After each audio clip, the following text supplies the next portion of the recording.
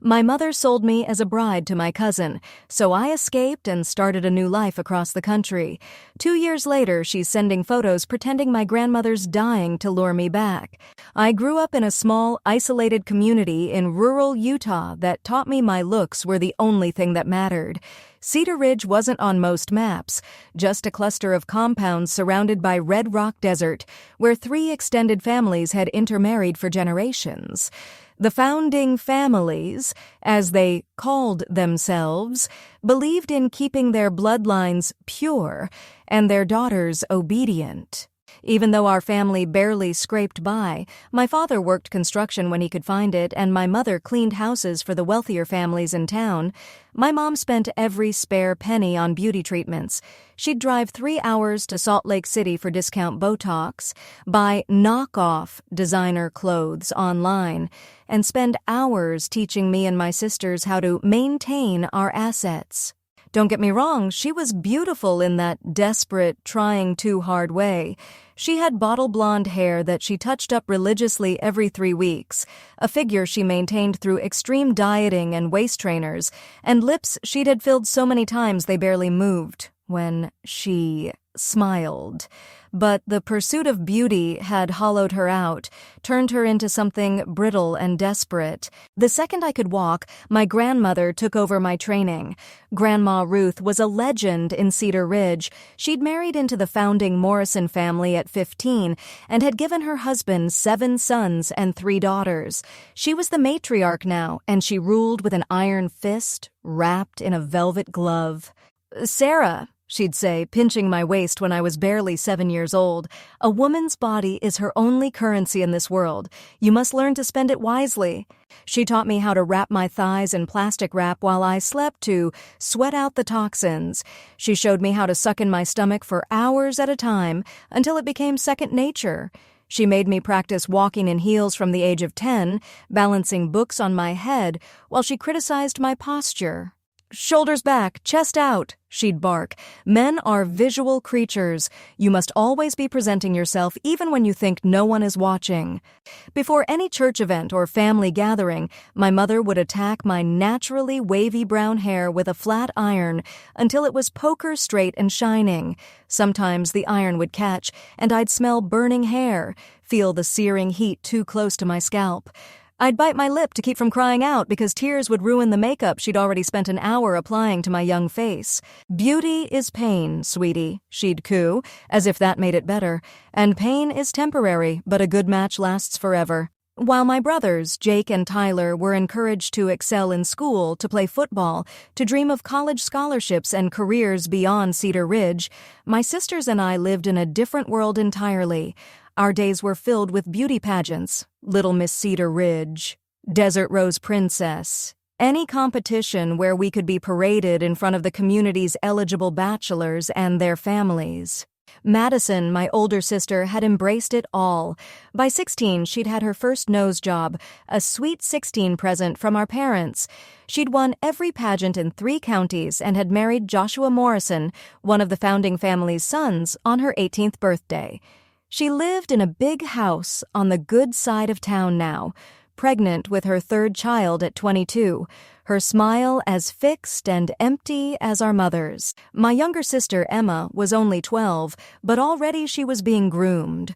Already she knew how to apply concealer to hide the dark circles from staying up too late, how to pose for photos to hide her bad side, how to laugh in that tinkling fake way that made men feel powerful and smart. But I was the problem child. Oh, I played along. I had to. In Cedar Ridge, obedience wasn't optional, but I had questions, doubts, tiny rebellions that I hid like contraband. I started reading books I wasn't supposed to read.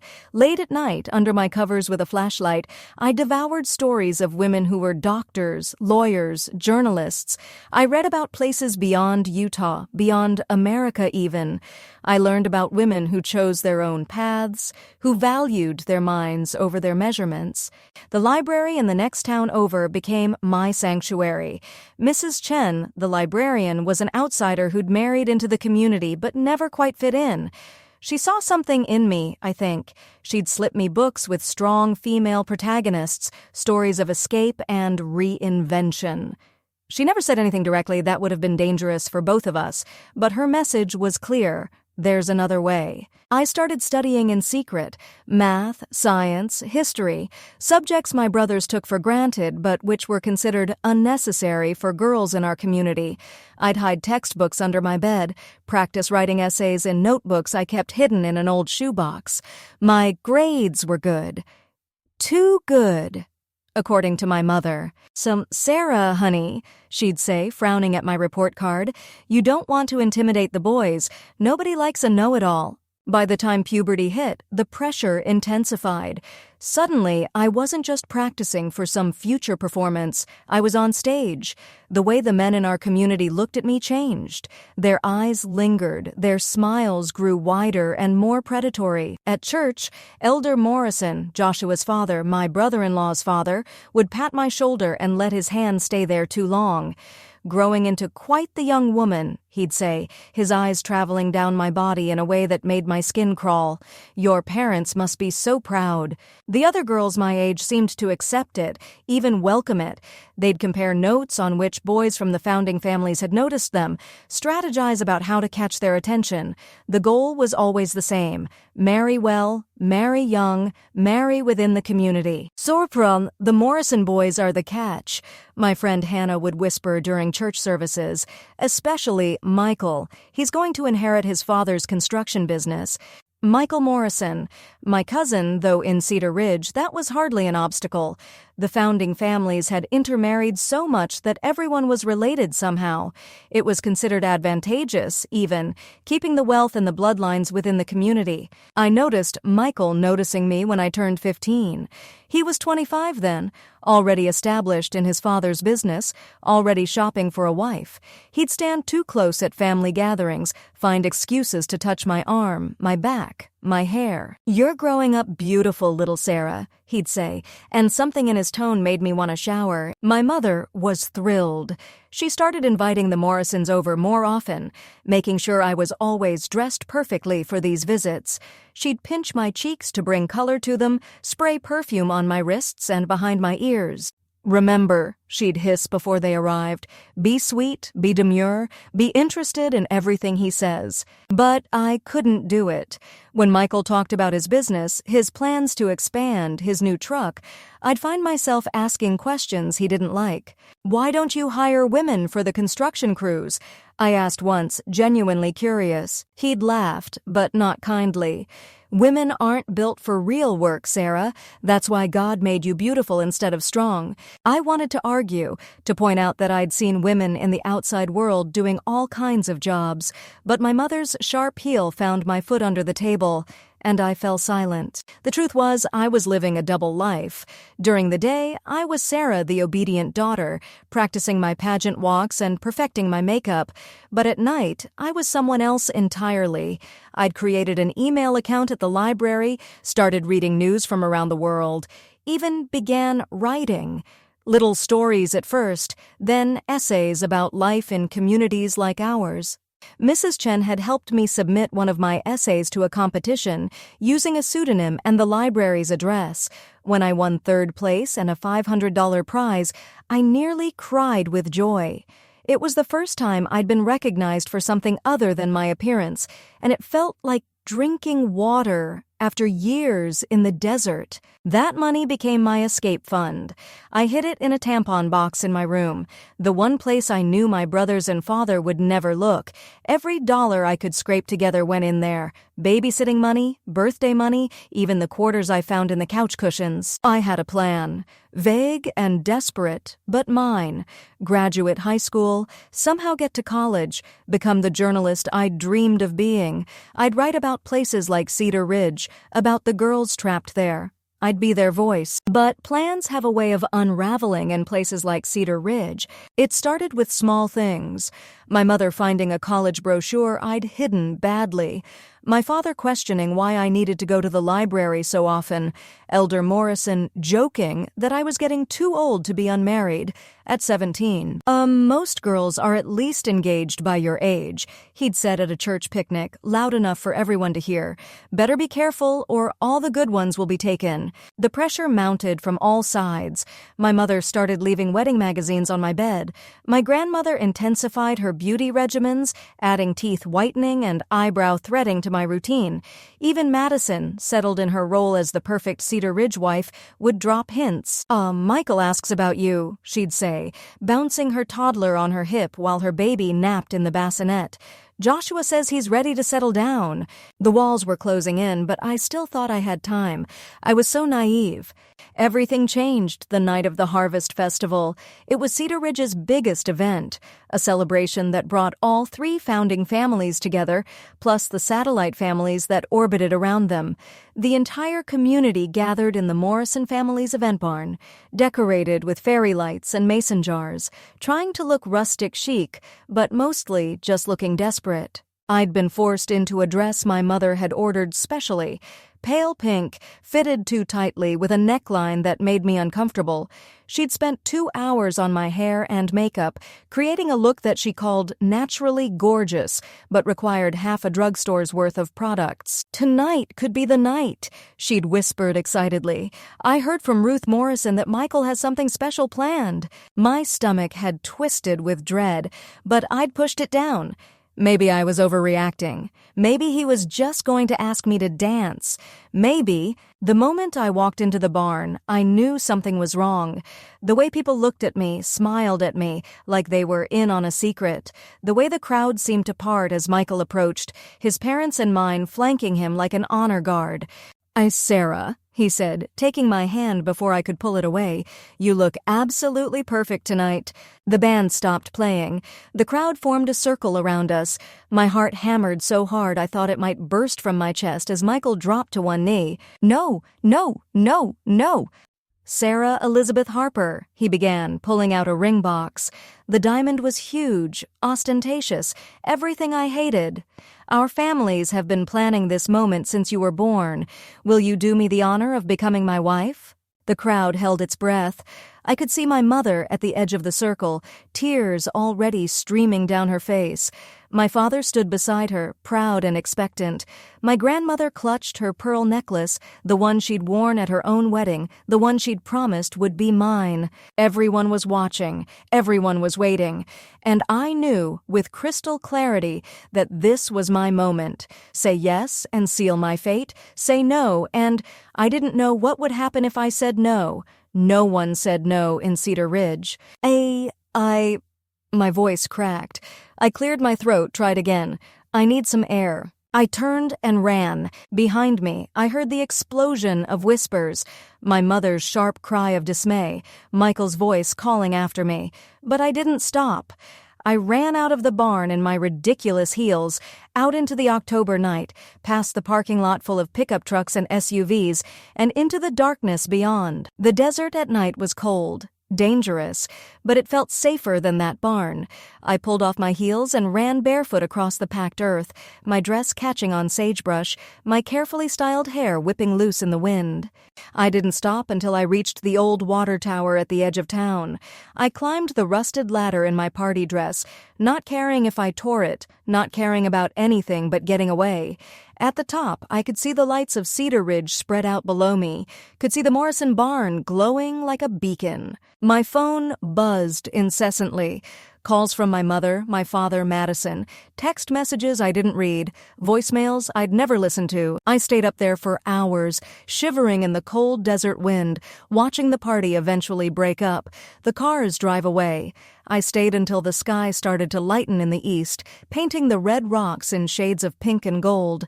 That's when I made my decision. I couldn't go back. Not to that house, not to that life, not to that future they'd planned for me. I had to run, really run, beyond Cedar Ridge, beyond Utah, beyond their reach. But first, I had to go home one more time.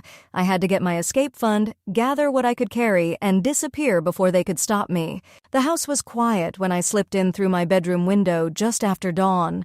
I could hear my father snoring in my parents' room, but my mother's side of the bed would be empty. She'd be in the kitchen, crying over her coffee, wondering where she'd gone wrong. I moved quickly, quietly.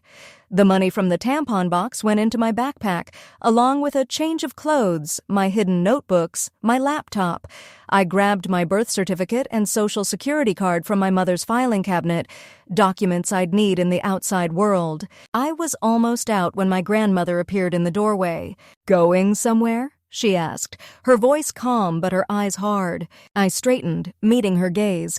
"Yes, he's a good match, Sarah. The best you could hope for. Your children would be founding family on both sides. You'd never want for anything. Except freedom," I said. "Except choices. Except a life that's actually mine." She studied me for a long moment. Then, to my surprise, she reached into her pocket and pulled out a roll of bills. "Ah, this was my running money," she said quietly. "Saved it for 40 years, always thinking one day, but I never had your courage." She pressed it into my hand. "Don't look back, and don't let them find you." "Grandma, go," she said sharply. "Before I change my mind, before your mother wakes up, go and live the life I couldn't." I hugged her quickly, fiercely, then slipped out the back door and into the dawn. The bus station in St. George was nearly empty at 6 in the morning. I'd walked the 8 miles from Cedar Ridge, my backpack heavy with my meager possessions, my feet blistered in the only practical shoes I owned, a pair of worn sneakers I'd used for PE before girls were excused from physical education at 16. I bought a ticket to Denver with cash, choosing it because it was far enough away and big enough to disappear in. The ticket agent, a bored-looking woman with kind eyes, didn't ask questions about why a 17-year-old girl was traveling alone with no luggage but a backpack. As the bus pulled away from the station, I watched the red rocks of southern Utah fade into the distance. My phone vibrated constantly. I'd turned off the ringer but couldn't bring myself to turn it off completely. Not yet. Finally, somewhere in the middle of nowhere, I listened to one voicemail from my mother. "Sarah Elizabeth Harper, you get back here right now. Do you have any idea what you've done? The humiliation? The Morrisons are... Your father is going to... just come home. We can fix this. We can tell everyone you were overwhelmed, that it was just nerves. Please, baby, please come home." Her voice broke on the last word, and despite everything, I felt a stab of guilt. I knew what my leaving meant for her, for our family's standing in the community. In Cedar Ridge, a daughter's rebellion reflected on the whole family. They'd be whispered about, prayed for, pitied, but I couldn't go back, not even for her. I turned off my phone and took out the battery, something I'd seen in a movie about people trying not to be tracked. Probably overkill, but I wasn't taking chances. Denver was overwhelming. I'd never been to a real city before. Cedar Ridge's biggest building was 3 stories, and the tallest thing for miles was the water tower I'd climbed that last night. Denver had skyscrapers that seemed to touch the clouds, highways that twisted like concrete snakes, and more people in a single block than lived in my entire hometown. I found a hostel downtown that accepted cash and didn't ask for ID if you paid for a week up front. My bunk was in a room with 5 other women, all travelers from different countries. Listening to them talk about their jobs, their travels, their plans was like discovering a new world. These women moved through life with an agency I'd never imagined possible. "Where are you from?" asked Katya, a Russian software engineer who was biking across America. "Utah," I said vaguely. She laughed. "Ah, Mormon country. I passed through there. Beautiful rocks, strange people." I didn't correct her assumption, didn't explain that Cedar Ridge was something else entirely, something that made mainstream Mormons look liberal. Instead, I asked her about her work, about coding, about how she'd learned. Online," she said with a shrug. "Everything is online now. You can learn anything if you have internet and determination." That became my new religion, internet and determination. I spent my days at the Denver Public Library, using their computers to research, to learn, to write. I created new email accounts, built a new identity online. Sarah Harper from Cedar Ridge ceased to exist. In her place was Sarah Harrison from Colorado, aspiring journalist, freelance, writer, nobody's daughter or future wife. I applied for jobs everywhere, coffee shops, restaurants, bookstores. My lack of experience was a problem, but finally, a small cafe called The Wandering Bean took pity on me. The owner, Marcus, was a former journalist himself who'd burned out on the profession and opened the cafe as a refuge for writers and artists. You ever made coffee before?" he asked during my interview. "No," I admitted, "but I learn fast." He studied me over his reading glasses. I'd tried to look professional in my only pair of jeans and a blouse that was probably too formal for a cafe job, but something in my desperation must have shown through. You running from something?" he asked quietly. I lifted my chin. "Running to something." He hired me on the spot. The Wandering Bean became my sanctuary. I worked the early morning shift, learning to craft lattes and cappuccinos, to banter with the regular customers who were mostly writers, artists, and tech workers. The walls were lined with books and local art, and Marcus encouraged employees to write during slow periods. "A writer who doesn't write is just a person with delusions," he'd say. "So write." And I did. I wrote about everything, the city, the people I met, the books I was devouring, but mostly I wrote about Cedar Ridge. Not directly, not yet. I wasn't brave enough for that, but I wrote fiction that was really truth, stories about girls in small towns with big dreams, about the price of freedom, about the weight of expectations. One of my regular customers was a woman named Grace Chen. No relation to my librarian savior, just a beautiful coincidence of names. She was an editor at an online magazine called Western Voices, which focused on stories from the Mountain West region. She'd order the same thing every morning, large oat milk latte with an extra shot, and read on her tablet while she drank it. One morning, she looked up as I set down her coffee. "Sarah, right?" I nodded, suddenly nervous. "Marcus tells me you're a writer." I felt my face heat. "I'm trying to be." "Aren't we all?" she said with a smile. "Listen, we're looking for freelance pieces about women's experiences in the rural West, authentic voices, real stories. Marcus showed me one of your pieces, with your permission," he said. My heart hammered. I'd shown Marcus exactly one piece, a story about a girl preparing for a beauty pageant that was really about preparing for sacrifice. "It's rough," Grace continued, "but there's something there, something real. Would you be interested in submitting something?" I nearly dropped the coffee pot I was holding. Yes, absolutely. She handed me her card. "Email me. We pay $200 for accepted pieces. I think you might have stories we need to hear." $200.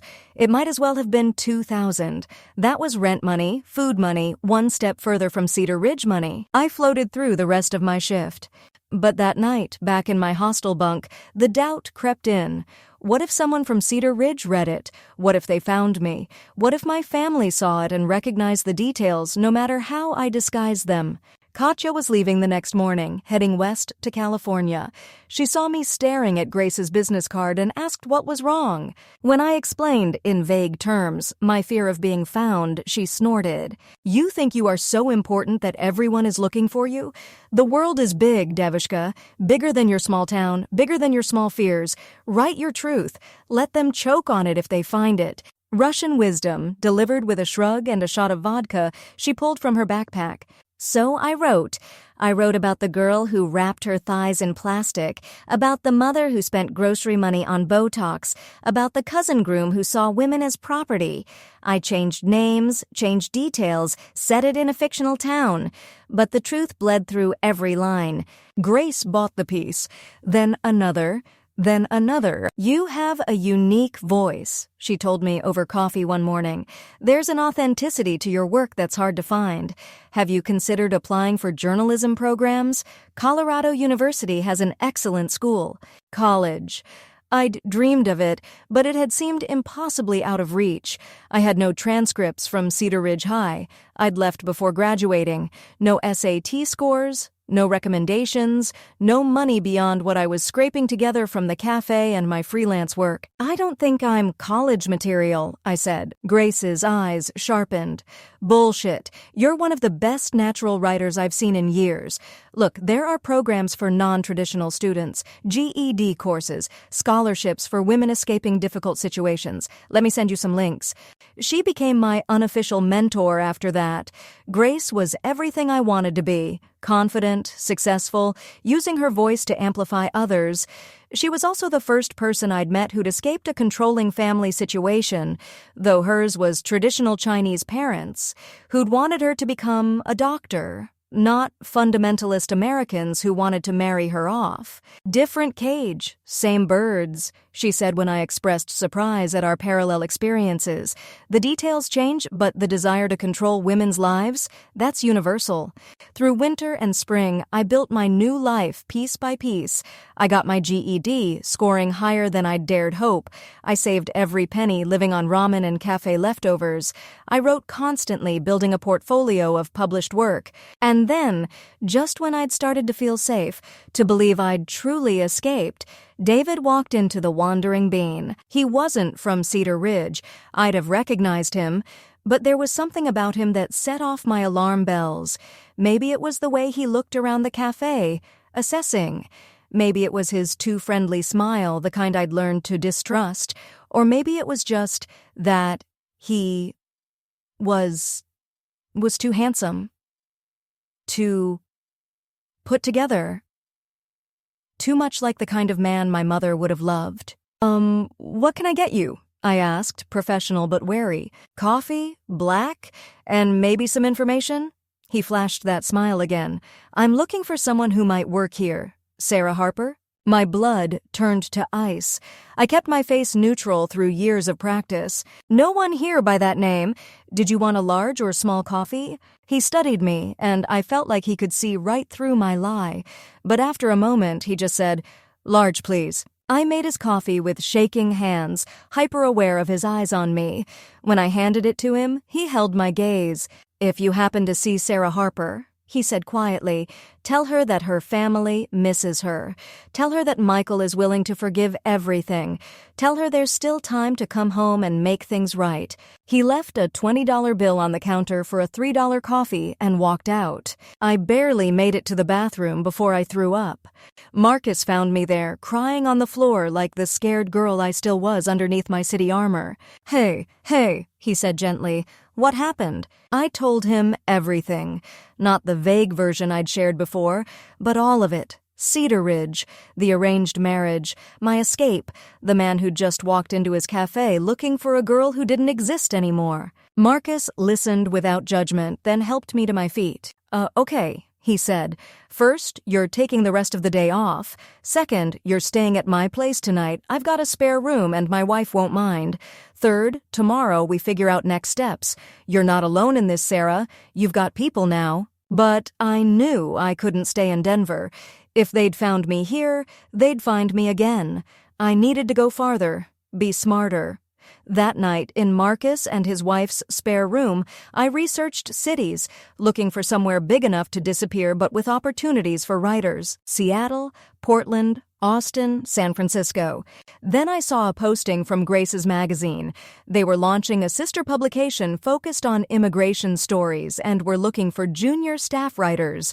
The job was in Chicago, included relocation assistance, and, crucially, they were willing to consider candidates without traditional credentials if they had a strong portfolio.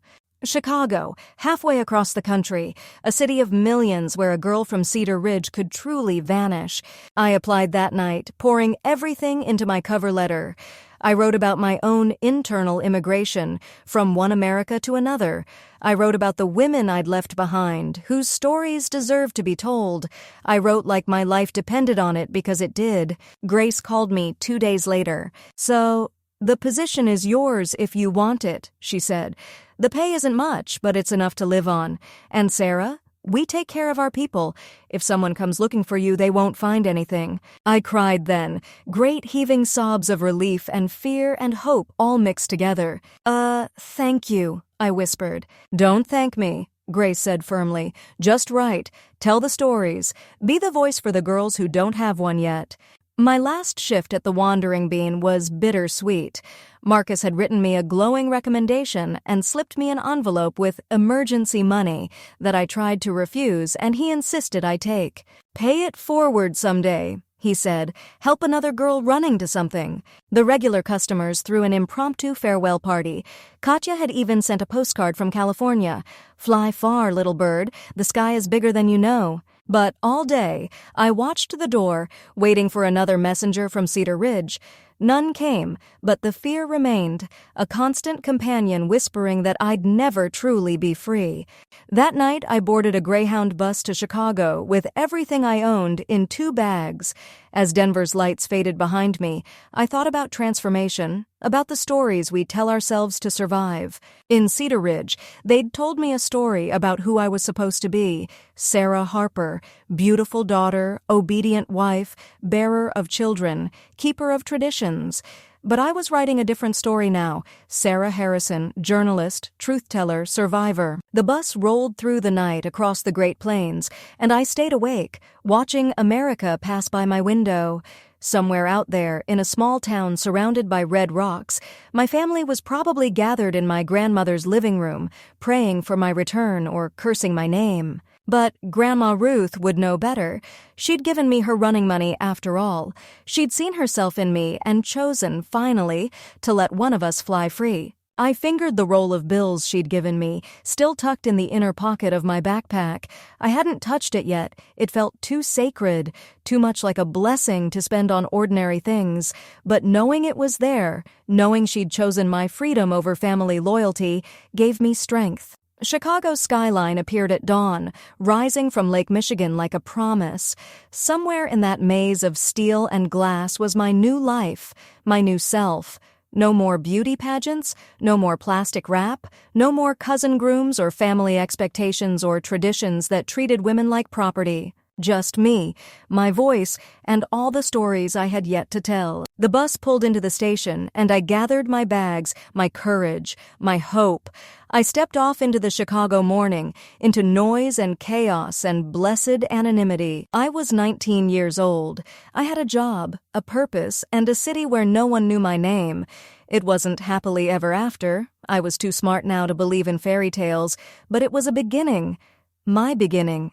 The first chapter of a story I was finally free to write myself. But I should have known that stories, especially true ones, rarely follow the neat arcs we plan for them. I should have known that Cedar Ridge wasn't done with me yet, that Michael Morrison didn't give up easily, that family, especially the kind that sees you as property, doesn't just let you go. I should have known. But I was young and drunk on freedom and the vast possibility of the Chicago morning. I would learn soon enough that running away was only the first step. The harder part was staying gone. The family tradition. I refused to pass on a story of escape and freedom. Chicago embraced me with indifferent arms, which was exactly what I needed. In a city of 2.7 million people, I could be invisible, just another 20-something trying to make it in the big city. My new apartment, a studio in Uptown that was approximately the size of my childhood bedroom, felt like a palace. Because it was mine. Western Voice's sister publication, Immigrant Chronicles, had offices in a converted warehouse in the West Loop. The space was all exposed brick and Edison bulbs, the kind of aggressively hip aesthetic that would have horrified the elders of Cedar Ridge. I loved every inch of it. My editor, James Delacroix, was a black man from Louisiana who'd spent years covering immigration stories along the southern border before moving to Chicago. He had a way of seeing through people's carefully constructed facades, which terrified me at first. "Sarah Harrison," he said during our first meeting, rolling my name around like he was tasting it. "Grace Chen speaks highly of you, says you've got a gift for finding the humanity in difficult stories." "I try," I said, sitting very straight in my chair. "She also says you've got your own story, one that might help you understand our subjects." I tensed, but he held up a hand. "I'm not asking you to share it. Your past is your business, but if you're running from something, I need to know it won't interfere with your work here." It won't, I promised. He studied me for a long moment. Okay, but Sarah, this job will require you to be visible. Bylines, social media, public events. If you're trying to stay hidden, journalism might not be the best career choice. He was right, of course, but I was 20 years old and convinced I could have both, my new life and my anonymity. I'd been naive about so many things. The work was everything I'd dreamed of and more. I wrote about women who'd fled violence in Honduras, families separated at borders both physical and cultural, teenagers navigating between their parents' traditions and American expectations. Every story felt personal, even when it wasn't my own. My colleague, Amara, became my first real friend. She was a photographer from Somalia who'd come to America as a child refugee and now used her camera to document other immigrants' journeys. We bonded over late-night editing sessions and cheap takeout. "You know what I love about immigrants?" she said one night, gesturing with chopsticks. "We all have before and after lives. We all know what it's like to leave everything behind and start over." "Yeah," I agreed, thinking she had no idea how much I understood. "So, what's your before?" she asked casually. I'd practiced this lie until it felt almost true. "Small-town Colorado, conservative family. You know how it is," she laughed. "Girl, do I ever? My aunties are still trying to arrange a marriage for me with some cousin's nephew's brother-in-law back in Mogadishu. The Sonskeni Samai Konsta Kana in Naim." We commiserated about family expectations, about the guilt of choosing ourselves over tradition, but I could never tell her that my story was happening here, in America, in the 21st century.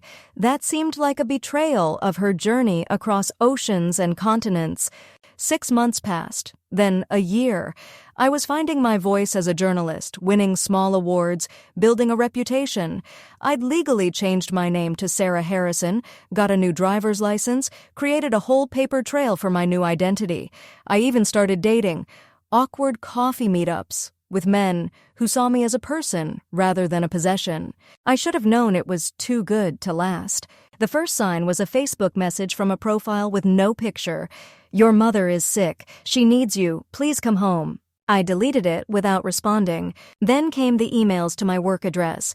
"Sarah, this is your Aunt Linda. We're praying for you. Your rebellion is killing your mother. She cries every day. Please call." I marked them as spam. The letters to the office were harder to ignore. Handwritten, no return address, but I recognized my mother's careful script. James intercepted them after the third one. "Want to tell me why someone is sending you letters about coming home to face your responsibilities?" he asked, setting the stack on my desk. I stared at them like they were venomous snakes. "My family doesn't approve of my career choices. Is this going to be a problem?" "No," I said firmly. "I'll handle it." "But how do you handle a family that doesn't recognize your right to leave?" I threw myself into work, taking on more assignments, traveling for stories. I covered a quinceañera in Pilsen that reminded me painfully of the coming-of-age rituals I'd fled. The birthday girl, Sophia, was radiant in her pink dress, surrounded by family who'd sacrificed everything to give her opportunities they'd never had. "I'm going to be a doctor," she told me confidently.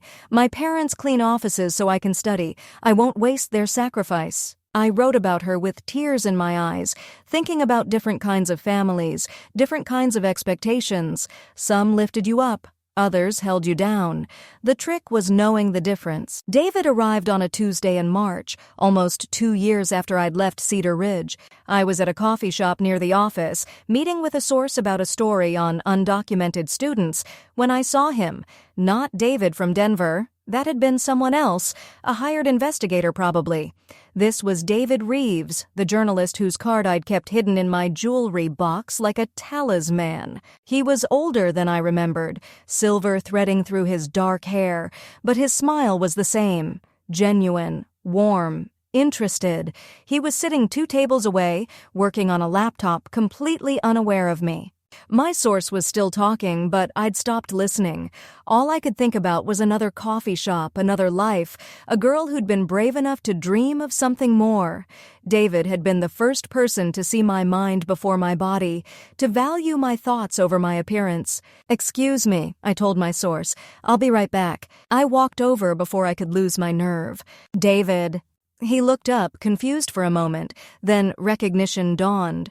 Oh my God, Sarah? From the Dominican Republic? He caught himself. Wait, no, that was... But you look exactly like... I sat down across from him. It's a long story. I've got time, he said immediately, and somehow I found myself telling him everything. Not the version I'd told others, but the truth. Cedar Ridge, the arranged marriage, my escape, my new life in Chicago. He listened without interrupting, his coffee growing cold between us. When I finished, he let out a long breath. Jesus, and I thought my family was complicated. You helped me, I said, that day in the shop when you didn't treat me like what I was pretending to be. It gave me hope that there was another way. What happened to your card? The one I gave you? I smiled. Hidden in my apartment, a reminder that someone once saw me as more than a pretty face. You're definitely more than that, he said, then blushed. I mean, you're obviously beautiful, but your writing... I've been following your work. It's exceptional. Now it was my turn to blush. You have Asat and your son Sakar Ayad. Grace Chen is an old friend. She mentioned she'd found this brilliant young writer with a mysterious past. I put two and two together, but I wasn't sure until now, Saban. We talked for hours about journalism, about freedom, about the courage it takes to become yourself. He was in Chicago for a fellowship, teaching investigative reporting at Northwestern for the semester. He suggested coffee again later in the week, and I agreed. It wasn't a date, not exactly, but it was the beginning of something. Over the next few weeks, David became a constant in my life. Coffee turned into dinners. Dinners turned into long walks along the lake, talking about everything and nothing. He was brilliant and funny and treated me like an equal. When he kissed me after a movie one night, it felt like coming home to a place I'd never been. I should tell you, I said against his lips, I have no idea what I'm doing. Neither do I, he admitted, but maybe we can figure it out together. For the first time since leaving Cedar Ridge, I felt truly safe, which of course is exactly when they found me. It was a Thursday afternoon. I was in the office, editing a piece about asylum seekers, when Amara came over looking troubled. There's a man in reception asking for you, says he's family. My blood froze. What does he look like? Tall brown hair, expensive suit, handsome in that entitled white guy way. She paused. Should I tell security? I stood on shaking legs. No, I'll handle it. Sarah, it's okay, I lied. I'll be right back. I walked to reception like I was heading to my execution, and there, sitting in our modern lobby like he owned the place, was Michael Morrison. He stood when he saw me, his face lighting up with a smile that made my skin crawl. He was handsomer than I remembered. Success agreed with him, apparently. His suit probably cost more than I made in a month, and his shoes were the kind of shiny that spoke of someone who never had to work with his hands. Sarah, he said warmly, you look wonderful. City life agrees with you. What are you doing here? My voice was steadier than I felt. I came to bring you home, of course. This rebellion has gone on long enough. It's not a rebellion, it's my life. He stepped closer, and I fought the urge to back away. Your life is in Cedar Ridge, with your family, with me. I have a life here, a career. I'm not going anywhere with you. His smile never wavered, but his eyes hardened. Your mother is sick, you know. Heart problems. The doctors say it's stress-related. The shame of having a runaway daughter is killing her. It was manipulation, pure and simple, but knowing that didn't stop the guilt from twisting in my stomach. If she's sick, she should see better doctors. She needs her daughter. She needs you to come home and make this right. Marry me, Sarah. Give your parents the comfort of knowing their daughter isn't living in sin in some godforsaken city. Living in sin? I laughed, harsh and bitter. I'm a journalist. I have an apartment. I pay taxes. The only sin here is you thinking you have any claim on me. Your promise to me, he said, like that settled everything. Have been since you were 16. Your parents agreed. God himself blessed our union. God had nothing to do with it, and I was a child. Children can't be promised to anyone. He reached for my arm and I jerked back. Don't touch me! Sarah, be reasonable. Do you know what you've put us through? The shame, the questions.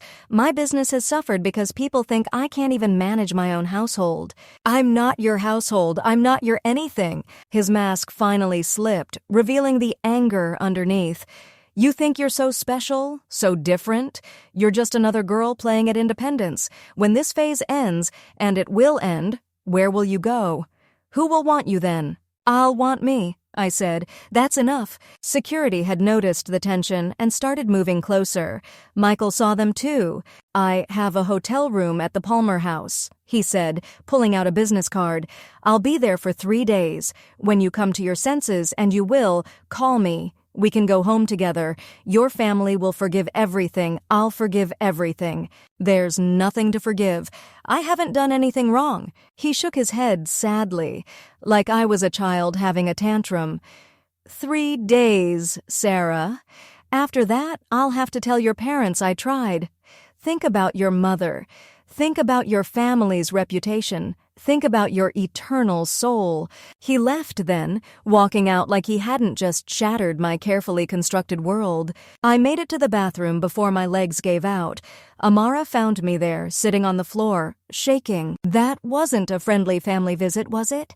She said gently. No. She sat beside me, our backs against the cool tile wall. Want to talk about it? So I told her, another person to trust with my truth. She listened with the understanding of someone who'd fled her own expectations. In my community, she said when I finished, there's a saying, the tree that would be tall must sink deep roots. You've been growing your roots here, Sarah. Don't let them uproot you. James gave me the rest of the day off after Amara filled him in. I went home and deadbolted my door, drew my curtains, and called David. He found me, I said without preamble. My cousin, the one I was supposed to marry. He's here. Where are you? Home. I'm coming over. David, no, I don't want to drag you into this. Too late. I'm already grabbing my keys. Have you eaten?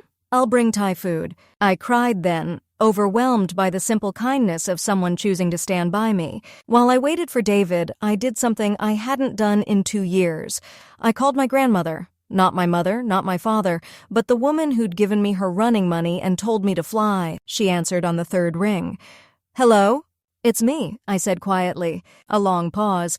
Then, are you safe? For now, but Michael's here, in Chicago. That boy always was too stubborn for his own good. Another pause. Your mother isn't sick, by the way. She's dramatic and disappointed, but she's not sick. Relief flooded through me. I didn't think so, but he knows which buttons to push. Men like that always do. I heard her shift, probably looking to make sure she was alone. Are you happy, Sarah Elizabeth? The use of my full name made me tear up again. Yes, I'm building a life here. I'm writing. I'm becoming who I was meant to be. Good. That's all I wanted for you, for any of you girls. Why didn't you run, Grandma, when you had the chance? A soft sigh. Different time. Fewer options, and by the time I had my running money saved, I had your mother and her siblings to think about. But I made my choice. You made yours. Stand by it. I'm trying. Don't try. Do. And Sarah, whatever that Morrison boy told you, whatever guilt he's peddling, remember, you owe them nothing. Not your body, not your future, not your dreams. Nothing. We hung up just as David arrived with Thai food and a determined expression. So, he said, unpacking pad Thai and green curry, tell me about this asshole who thinks he owns you. I laughed despite everything. That's exactly what he thinks. Well, he's wrong, and if he comes near you again, he'll have to go through me. David, you don't have to. I know I don't have to. I want to. You're not alone in this, Sarah, not anymore. We ate Thai food and made plans. David would stay the night on my couch. I'd take a different route to work. Security would have Michael's photo. If he showed up again, we'd get a restraining order. He said he's here for 3 days. I told David. If I can just avoid him until then, well, we'll avoid him together, David corrected. And Sarah, you're not going back. Not ever. I'll make sure of that. But Michael Morrison hadn't built a successful construction empire by giving up easily. And 3 days, it turned out, was plenty of time for him to cause damage. The next morning, I thought I was safe. David had walked me to work, staying until he was sure I was settled at my desk. Security had Michael's photo. James had quietly spread word to the staff to be on alert for any strange visitors asking about me. I felt protected, cocooned by people who cared about me for who I was, not what I represented. I should have known Michael would find another way. David taught his Northwestern seminar on Thursday afternoons. He'd invited me to sit in sometime to share my perspective on reporting on marginalized communities. I'd been planning to take him up on it once things calmed down. Michael took me up on it instead. The call came at 3 p.m. David's voice was carefully controlled, but I could hear the tension underneath. Sarah, there's someone here claiming to be a publisher interested in your work. He says his name is Michael Morrison from Mountain West Media. My heart stopped. David, he's very insistent about meeting with you. Says he's heard great things about your writing on Western communities. Should I have campus security escort him out? I could picture it. Michael in David's office, playing the successful businessman, dangling opportunity like bait. He'd researched enough to make his lie plausible. Mountain West Media was probably a real company. One of his shell corporations, no doubt. I'll be right there, I said. Sarah, you don't have to. Yes, I do. If I don't face him now, he'll just keep coming back. James insisted on coming with me. You're not facing this alone, he said firmly. We took an Uber to Northwestern, my leg bouncing nervously the entire ride. David's office was in a beautiful old building overlooking Lake Michigan. Under different circumstances, I'd have admired the Gothic architecture, the academic atmosphere. But all I could focus on was the door at the end of the hall, slightly ajar, voices drifting out. I knocked and entered without waiting for permission. The scene was almost comically civilized. Michael sat in a leather chair across from David's desk, looking every inch the successful publisher in his expensive suit. David stood by the window, arms crossed, clearly uncomfortable. When I entered, both men turned to me, one with relief, the other with triumph. Sarah! Michael stood, smiling broadly. I was just telling Mr. Reeves here about the opportunity I have for you. A full-time position with Mountain West Media, focusing on traditional communities in the American West. It's perfect for you. There is no position, I said flatly. And you're not a publisher. His smile never wavered. Of course there's a position. Managing editor, actually, based in Cedar Ridge naturally, so you can be close to the communities you'd be covering. The audacity of it took my breath away. He was offering me a fake job in the place I'd fled, thinking he could trick me into coming back. David stepped forward. Mr. Morrison, I think there's been a misunderstanding. The only misunderstanding, Michael interrupted, his mask finally slipping, is this man thinking he has any claim on my fiancé. The word hung in the air like a poison cloud. Fiancé? David's voice was dangerously quiet. Wham! We've been engaged since she was 17, Michael said, pulling out his phone. I have photos from the proposal, witnesses, everything. Sarah had some pre-wedding jitters, needed to see the world a bit, but it's time to come home now. He showed David a photo on his phone, the night at the Harvest Festival, the moment before I ran. In the image, Michael was on one knee, the crowd surrounding us, my face a mask of shock that could be misread as joy if you didn't know better. That's not joy, I told David urgently. That's horror. I ran from that building. I never said yes. But David was staring at the photo, at the ring, at the celebrating crowd, and I could see doubt creeping in. You never mentioned being engaged, he said quietly. Because I wasn't. I'm not. It was an ambush, a public proposal I never agreed to. She's confused, Michael said smoothly. It's been a difficult time for everyone. Her parents are devastated. Her mother... Stop talking about my mother, I snapped. Stop acting like you have any right to be here. I have every right. We have an understanding. Your families can go to hell. The profanity felt strange on my tongue, but liberating too. Good girls from Cedar Ridge didn't curse, but I wasn't a good girl from Cedar Ridge anymore. Michael's face darkened. You've been corrupted by this place, these people, this man. He gestured dismissively at David. Do you really think someone like him wants someone like you? Used goods from a backward community? That's enough, David said sharply. Get out of my office. Not without her. She's not property you can claim. Get out before I call security. Michael stood slowly, straightening his suit. 3 days, Sarah. The offer stands for 3 days. After that, I go home and tell everyone exactly what you've become. A secular journalist spreading lies about good, God-fearing people. Living with a man who's not your husband? Your parents will be so ashamed they'll have to leave Cedar Ridge. It was his cruelest card yet. In a community like ours, shame was contagious. My parents would be ostracized, my siblings' marriage prospects ruined, my entire family marked by my rebellion. That's their choice, I said, but my voice shook. He smiled, knowing he'd finally found a weakness. The Palmer House, room 1247, 3 days. After he left, David and I stood in silence. The office felt smaller, tainted by Michael's presence. Is it true? David asked finally.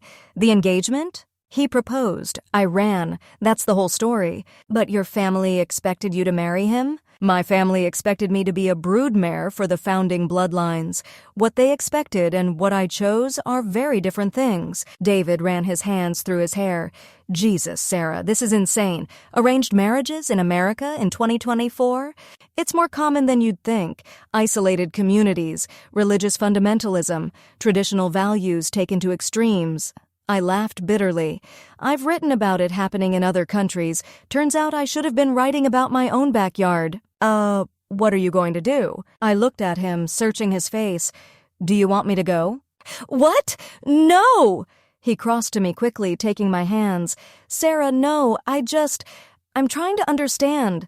This is a lot to process. I know. I'm sorry. I should have told you everything from the beginning. No, you told me when you were ready. That's your right. He squeezed my hands. But this guy, Michael, he's not going to give up, is he? No. Men like him don't give up. They're raised to believe they're entitled to what they want, and they've been taught that I'm what he wants. Then we need a better plan than just waiting for him to leave town. That night, in my apartment, we made a new plan.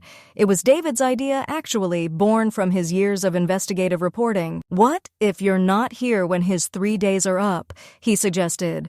What if you're somewhere he can't follow? Like where? I have contacts at the Columbia Journalism School.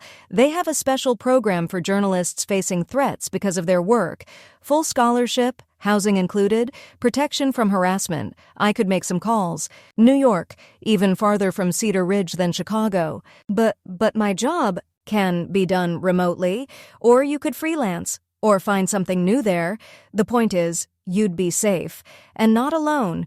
The program has counselors, legal support, everything you'd need. What about us? I asked quietly. He pulled me close. I'll visit. You'll visit. We'll figure it out. What matters is keeping you safe and free. The next 2 days passed in a blur of phone calls and preparations. David's contacts came through. Columbia was willing to accept me for their spring program, starting in just 2 weeks. James agreed to let me work remotely until I could transition to something New York-based. Amara helped me pack.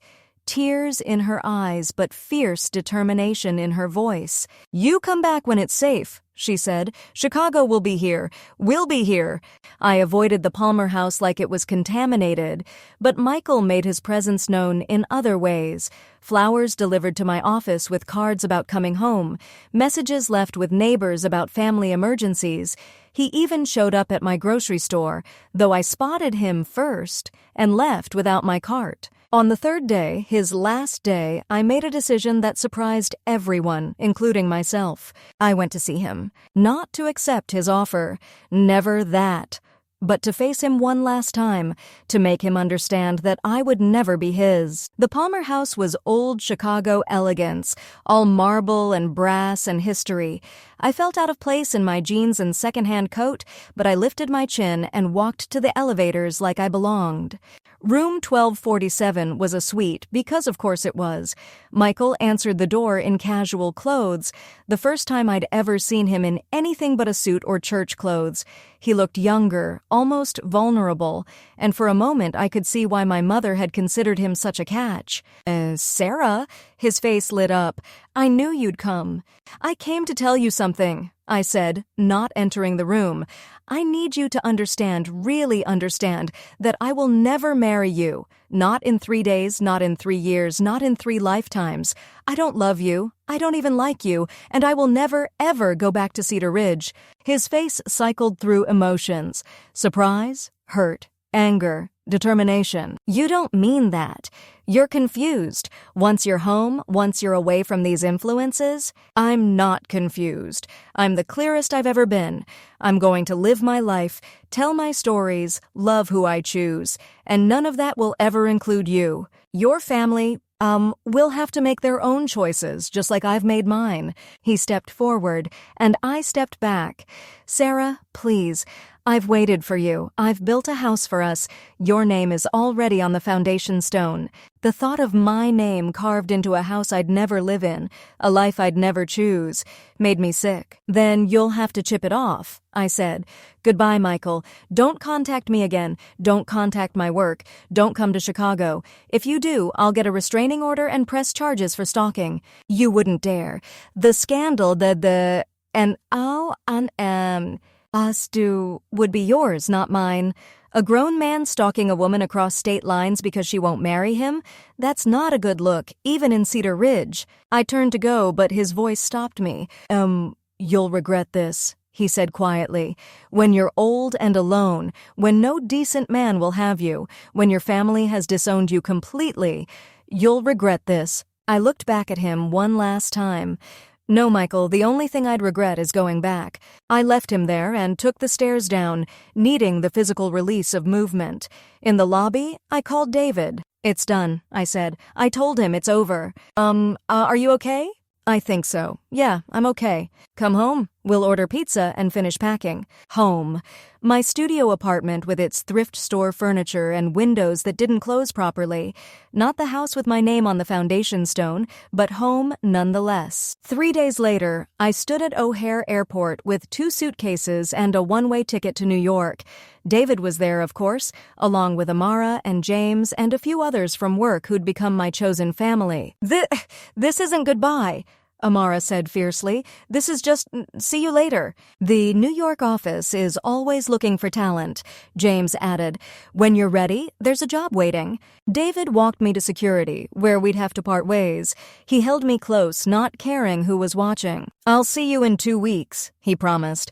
Valentine's Day in New York. How romantic is that? Very, I agreed, trying not to cry. Hey, he tilted my chin up. You're the bravest person I know. You're going to do amazing things in New York. I'm scared, I admitted. Good. Brave doesn't mean not being scared. It means being scared and doing it anyway. He kissed me then, soft and sweet and full of promise. When we pulled apart, I felt stronger. 2 weeks, I said. 2 weeks. Security was crowded, the line moving slowly. I was grateful for the TSA agent who barely glanced at my ID, for the routine that made me just another traveler. My gate was at the far end of the terminal, and I walked quickly, pulling my carry-on behind me. That's when I saw him. Michael stood near my gate, scanning the crowd.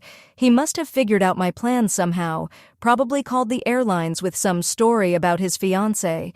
My blood froze.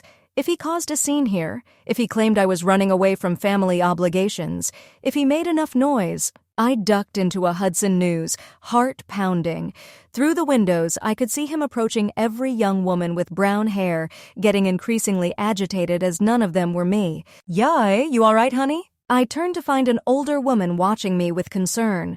She was probably 70, with silver hair and kind eyes behind thick glasses. I glanced back at Michael, who was now arguing with a gate agent. Someone I don't want to see is out there. She followed my gaze, taking in Michael's aggressive stance, the way the gate agent was backing away from him. Ex-boyfriend? She asked. Something like that? She studied me for a moment, then nodded decisively. Come with me. What? I raised 4 daughters. I know that look, the look of a woman who needs help getting away from a man who won't let go. So come with me. She linked her arm through mine and steered me out of the shop. To my horror, she walked straight toward my gate. And Michael, keep your head down, she murmured. You're my granddaughter visiting from college. We're going to see your cousin in New York. Just graduated from medical school. We're so proud. Her voice carried, pitched perfectly to be overheard without seeming deliberate. She chatted about family members I didn't have, a life I'd never lived, creating a fiction so complete that I almost believed it myself. Michael's eyes passed over us without recognition. Why would he look twice at an old woman and her devoted granddaughter? At the gate, my savior presented both our boarding passes with a flourish, still talking about Cousin Jessica's residency at Mount Sinai. The gate agent smiled and waved us through, and then we were in the jet bridge, safe from Michael's searching gaze. On the plane, the woman patted my hand before moving to her own seat several rows back. You're doing the right thing, she said quietly. Whatever you're running from, whoever that man is to you, you're doing the right thing. Be brave. I sank into my window seat, tears streaming down my face. The kindness of strangers, the family you choose, the women who help other women escape. These were the stories I wanted to tell. The plane door closed. Through the window, I could see the terminal. Imagine Michael still searching, still believing he had some claim on me. But I was already gone, already free, already flying toward my next chapter. When we lifted off, I pulled out the necklace I'd hidden in my carry-on. My grandmother's necklace, the one my mother had tried to give me that night at the Harvest Festival. Grandma Ruth had secretly sent it to me in Chicago, wrapped in a note that said simply, "This belongs to you. Do with it what you will." I held it up to the window, watching the sunset light dance through the old gold. 3 generations of Morrison women had worn this at their weddings, binding themselves to lives they hadn't chosen. But I would wear it differently. I would wear it as a reminder of where I came from, what I'd survived, and why I'd keep fighting for girls like me. The flight attendant came by with drinks, and I asked for a ginger ale. The woman next to me ordered wine and raised her glass in a silent toast to new beginnings. I clinked my plastic cup against hers, thinking about all the beginnings ahead of me. New York sprawled below us as we descended, lights stretching to every horizon. Somewhere down there was Columbia University, my new apartment, stories waiting to be told. Somewhere behind me was Cedar Ridge, with its red rocks and rigid rules and the family I'd left behind. I thought about my mother, probably crying in her kitchen, mourning the daughter who wouldn't conform. I thought about my sisters. Madison trapped in her perfect life, Emma still young enough to escape if she chose. I thought about my grandmother, keeping her secrets, spending her running money vicariously through me. Mostly, I thought about myself, Sarah Elizabeth Harper, who was supposed to marry her cousin at 18 and spend her life pregnant and pretty and silent. Sarah Harrison, journalist, who chose her own path and paid the price in exile. The plane touched down smoothly, and I gathered my things. Around me, other passengers prepared for their New York stories, business trips, vacations, new jobs, new lives. I wondered how many were running from something. I wondered how many were running to something better. In the terminal, I turned my phone back on. Messages flooded in, David checking that I'd landed safely, Amara sending heart emojis, James forwarding a freelance opportunity. Nothing from Cedar Ridge, nothing from Michael. That chapter was finally, truly closed. I collected my luggage and headed for the taxi stand. The New York air was different from Chicago, denser somehow, full of possibility and pollution in equal measure. A yellow cab pulled up, and the driver popped the trunk for my suitcases. Where to?" he asked in accented English. I gave him the address of my new apartment near Columbia. As we pulled away from the airport, I thought about all the places I'd been, all the miles between me and that barn in Cedar Ridge where a girl in a pink dress had refused to say yes. First time in New York?" the driver asked, catching my wide-eyed gaze in the mirror. "First time," I confirmed. "You'll love it," he said confidently. "New York, she's tough, but she's fair. You work hard, she give you chance. Fresh start, you know?" "Yeah," I said, smiling. "I know." The city rose around us, all glass and steel and dreams. Somewhere behind us, my old life was calling, crying, cursing my name. But I was already gone, already becoming someone new. Sarah Harrison, New York journalist. Sarah Harrison, survivor. Sarah Harrison, free. The taxi meter clicked steadily higher as we drove toward Manhattan, each mile adding to the distance between who I was supposed to be and who I chose to become. I pressed my hand to my coat pocket, feeling the outline of my grandmother's necklace, my talisman against forgetting. I wouldn't forget. I would remember every plastic-wrapped thigh, every beauty pageant, every forced smile. I would remember and I would write, and maybe someday some other girl in some other small town would read my words and know that escape was possible. The driver was right. New York was tough but fair. She didn't care about my past, my family's reputation, or the husband I'd refused. She only cared about what I could do, who I could become, what stories I could tell. And I had so many stories to tell. As we crossed into Manhattan, the skyline glittering with promise, I made myself a promise. I would live freely. I would love freely. I would write the truth, no matter how uncomfortable. I would be the voice for all the girls still trapped in places like Cedar Ridge, still wrapping their thighs in plastic, still being told their only value was in their beauty and obedience. The taxi pulled up to my new building, and I paid the driver with cash, still paranoid about being tracked even now. He helped me with my suitcases and wished me luck in the city. "You got the look," he said cryptically. "What look? Survivor look? Fighter look? You gonna do just fine." I stood on the sidewalk as he drove away, my suitcases at my feet, my new life towering above me in the form of a 5-story walk-up. Somewhere, 16 stories up in a glass tower, was the Columbia campus where I'd learned to be an even better journalist. Somewhere in this city of 8 million souls was my future. I picked up my suitcases and climbed the steps to the front door. The key turned smoothly in the lock. David had arranged for a friend to leave it with the super. Inside, the lobby was shabby but clean, with mailboxes bearing the names of all the other people who'd chosen to make their lives here. And för inader Maitchak and my apartment was on the 3rd floor. 3 flights up, I was already winded. Apparently, I'd need to work on my fitness if I was going to be a New Yorker. But when I opened the door to 3B, I didn't care about the stairs. It was tiny, even smaller than my Chicago studio. The kitchen was basically a hot plate and a mini fridge. The bathroom was so small you could sit on the toilet and reach the sink and the shower at the same time. But the window looked out on a tree-lined street, and the floors were real hard wood, and it was mine. I set down my suitcases and went to the window, looking out at my new neighborhood. People walked by below, all with their own stories, their own escapes, their own dreams. I was just one of millions now, anonymous in the best possible way. My phone buzzed. A text from David. "Did you make it? Is the apartment okay?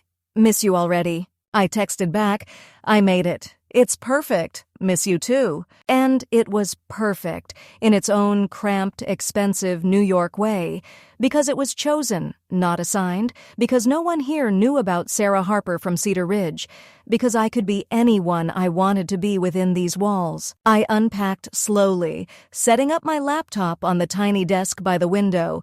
Tomorrow I'd register for classes, meet with my advisor, begin the next phase of my education. Tonight I'd just be. I made myself tea on the hot plate and sat by the window, watching the city settle into evening. Somewhere, my mother was probably setting the table for dinner, one place setting permanently empty. Somewhere, Michael was driving back to Cedar Ridge, his prize unclaimed.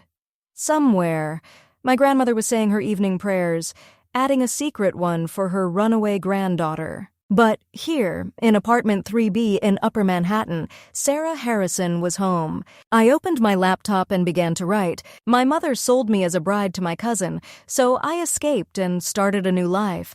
This is my story, but it's also the story of countless women in America's hidden corners, where tradition trumps freedom and obedience is valued over authenticity.